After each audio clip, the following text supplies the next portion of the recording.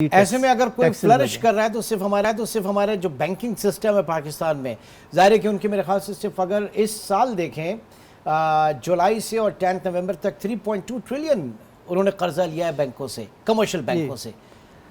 इसमें हमारी सारी गवर्नमेंट जो है ना वो कसूरवार हैं। उनको चाहिए था कि कोई और अल्टरनेट चैनल्स जो है वो रिसोर्स मोबिलाइजेशन के रखते। ये बहुत अच्छा स्टेप लिया है अभी फाइनेंस मिनिस्टर ने और SECP ने मिलकर, जो कि सकूक की ऑक्शन शुरू होगी PSX से अब, तो उससे एक अल्टरनेट चैनल्स एग्जिस्ट करेंगे, क्योंकि बैंकों का काम नहीं है ये कि वो सारी की सारी जो नेशनल सेविंग्स हैं वो उठा के गवर्नमेंट को और पूरी की पूरी इकॉनमी फारिग हो जाए।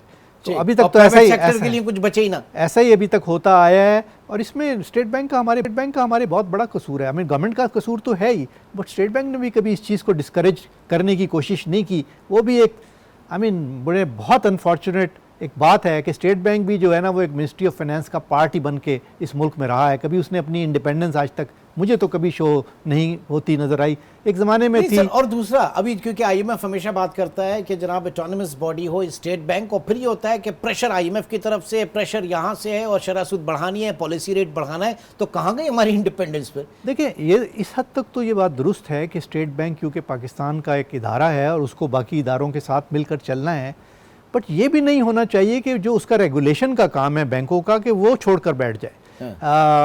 अब वहाँ उसने पर पार्टी लिमिट्स बनाई हुई है। अगर आप प्राइवेट सेक्टर की कंपनी है तो आप पे तो है कि आप उसकी इतने % से लैंड नहीं कर सकते, लेकिन गवर्नमेंट पे ऐसी कोई लिमिट नहीं है। गवर्नमेंट चाहे तो सारा का सारा उठा के ले जाए। उसके अलावा स्टेट बैंक खुद भी लिक्विडिटी इंजेक्ट कर रहा है। That's the point. ये मैं आपसे समझना चाह रहा था कि अगर ऑन एवरेज अगर मैं 3.3 ट्रिलियन को लूं तो दिन का अगर गवर्नमेंट लेती है तकरीबन 25 अरब के करीब।